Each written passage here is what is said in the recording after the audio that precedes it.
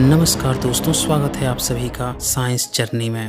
पिछले पार्ट में हमने देखा कि कैसे भारत से सिर्फ और सिर्फ बुद्ध मार्ग ही विदेशों में पहुंचा, चाहे वो तुर्किस्तान हो, चीन हो या फिर तिब्बत। आज हम इस दूसरे पार्ट में देखेंगे कि बुद्ध मार्ग कैसे कोरिया, जापान, श्रीलंका तथा बर्मा पहुंचा। सबसे पहले हम बात करते हैं कोरिया की। कोरिया में बौद्ध धर्म 372 एडी में पहुंचा था और वहां पे भारत से डायरेक्ट न पहुंचकर बल्कि चीन के माध्यम से पहुंचा। कोरिया चीन के उत्तर पूर्व में स्थित है। सबसे पहले सुंदो नामक एक बौद्ध भिक्षु बुद्ध की मूर्ति और सूत्र लेकर कोरिया पहुंचे। बाद में 384 एडी में बौद्ध आचार्य मल्लानंद कोरिया गए। कोरिया के प्योंगयांग नगर में एक भारतीय बौद्ध भिक्षु ने 404 एडी में 2 मठों का निर्माण कराया था। इसके बाद अनेक बौद्ध विद्वान कोरिया गए। कोरिया से भी अनेक यात्री ज्ञान की खोज में भारत आए। इत्सिंग ने 7th सेंचुरी में अपने नोट्स में लिखा कि उससे पहले 56 यात्री भारत में ऑलरेडी आकर और पढ़ाई करके जा चुके थे। बड़ी संख्या में बौद्ध ग्रंथों का कोरियाई भाषा में अनुवाद किए गए। 8वीं सदी में कोरियाई यात्री हाइचो बौद्ध संस्कृति को जानने के लिए भारत की यात्रा की। वे पूर्वी भारत में 724 एडी में पहुंचे थे। उन्होंने सारनाथ, राजगीर, कुशीनगर और बोध गया के प्रसिद्ध स्तूपों को देखा और बताया कि ये सभी के सभी मगध राज्य में हैं, क्योंकि उस समय मगध राज्य काफी बड़ा हुआ करता था। सारनाथ के अशोक स्तंभ को देखकर वो चकित रह गए। इसके बाद से आइए अब हम देखते हैं जापान में बौद्ध मार्ग कैसे पहुंचा। जापान में भी बौद्ध मार्ग भारत से डायरेक्ट न पहुंचकर कोरिया के माध्यम से पहुंचा। ये बात है 552 एडी की।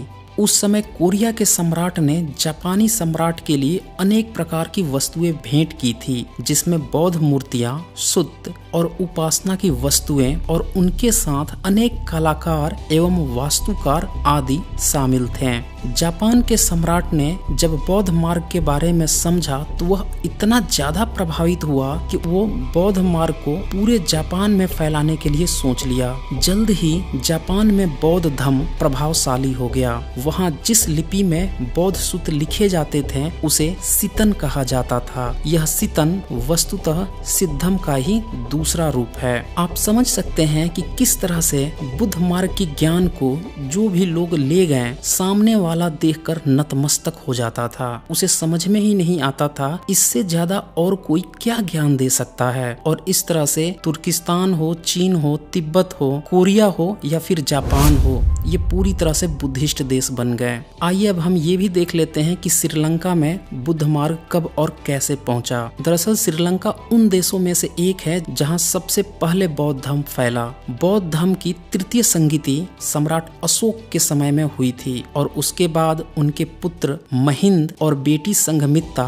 दोनों ही बौद्ध धर्म का संदेश लेकर श्रीलंका गए थे और अपने साथ जो बोधि वृक्ष है, जिस वृक्ष के नीचे बुद्ध विपश्यना करते थे, उसकी एक शाखा भी लेकर गए थे और वही शाखा की चौथी पीढ़ी आज भी वहाँ अवेलेबल है, जिसकी एक टहनी कर्निंघम महोदय ने 19th सेंचुरी में भारत में मंगवाकर वापस बोध गया में रोपी थी, जो आज भी अवेलेबल है। जिस समय सम्राट अशोक के पुत्र और पुत्री श्रीलंका गए, उस समय वहाँ के राजा देवान पियतिस थे।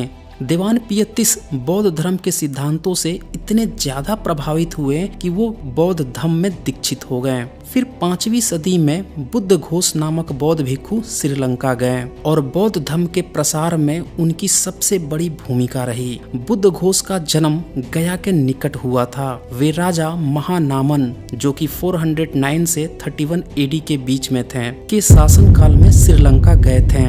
बौद्ध धर्म के विकास में बुद्ध घोष का सबसे बड़ा योगदान माना जाता है। यहाँ तक कि त्रिपिटकों के जितने भी ग्रंथ हैं उन पर उन्होंने विद्वतापूर्ण टीकाएं भी कर रखी हैं। बौद्ध धर्म के साथ साथ बौद्ध कला भी श्रीलंका पहुंची। श्रीलंका की चित्रकला का सबसे सुंदर नमूना सिगिरिया गुफा विहार में मिलता है। ये वही सिगिरिया है जिसके बारे में भारत में भ्रामक तौर पर यह प्रचार फैलाया गया कि ये रावण का महल था, जिसकी फैक्ट चेकिंग मैंने वीडियो 73 में ऑलरेडी कर रखी है। वहां से आप इसे दोबारा देख सकते हैं।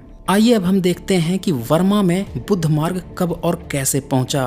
वर्मा यानी कि म्यांमार भारत की पूर्वी सीमा से सटा हुआ देश है, जहां आज की डेट में बौद्ध धर्म की ही प्रधानता है।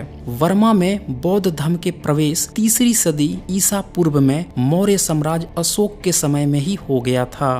5वीं सदी में बौद्ध दार्शनिक बुद्धघोष पाली की पुस्तकें लेकर थातोन गए थे। सम्राट अशोक के समय में वर्मा को स्वर्ण भूमि के नाम से जाना जाता था। बौद्ध साहित्य के अनुसार सम्राट अशोक ने सोन तथा उत्तरा नामक बौद्ध भिक्षुओं को धर्म प्रचार हेतु वर्मा देश में भेजा था। राहुल संस्कृत्यायन का तो नाम आपने सुना होगा।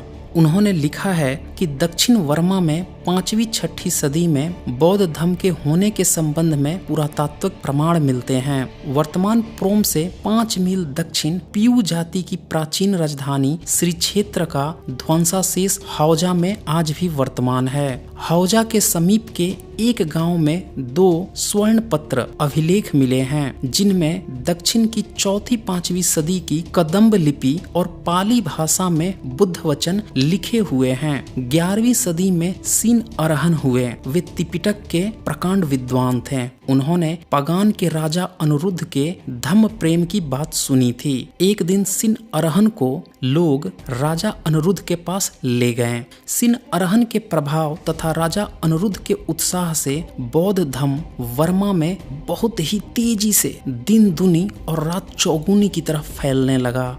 वर्मा में पगान 11वीं सदी से 13वीं सदी तक बौद्ध संस्कृति का महान केंद्र रहा। यह श्रेय वहां के प्रतापी राजा अनिरुद्ध को ही जाता है। राजा अनिरुद्ध ने ही खैजोगोन पैगोड़ा का निर्माण करवाया था और ये राजा अनिरुद्ध वही थे जिन्होंने वर्मा में पाली भाषा को वर्मा वासियों के लिए अनुकूल बनाया और उसमें बौद्ध ग्रंथों का अनुवाद करवाया। तो दोस्तों, इस तरह से हम देखते हैं कि भारत से एकमात्र बौद्ध मार्ग ही विदेशों में पहुंचा। आखिर कुछ तो इसमें बात थी कि जिस देश में भी गया वहां के लोगों ने इसको स्वीकार कर लिया। न सिर्फ स्वीकार किया बल्कि उनमें होड़ लगी थी, वहां के राजाओं में होड़ लगी थी कि हम अपने देश में सबको बुद्धिस्ट बना दें। जरा सोचिए, आखिर ऐसी क्या बात थी कि पूरी दुनिया के सम्राट बौद्ध धर्म से आकर्षित हो गए थे, जबकि बाकी दुनिया के अन्य धर्म, मजहब, पंथ संप्रदायों को खून की नदियां बहानी पड़ी, लालच देना पड़ा, तलवार की नोक पर उनसे धर्म परिवर्तन करवाया गया। तो दोस्तों, हम सभी के लिए एक बार पुनर्विचार की जरूरत है कि भारत की धरती से जन्मा हुआ बुद्ध धर्म में आखिर ऐसी क्या खास बात थी कि ये पूरी दुनिया में पहुंचा। दोस्तों, कमेंट करके आप जरूर इसका उत्तर देने का प्रयास करें। तो जल्द ही मिलते हैं एक नए वीडियो के साथ। आज बस इतना ही। धन्यवाद।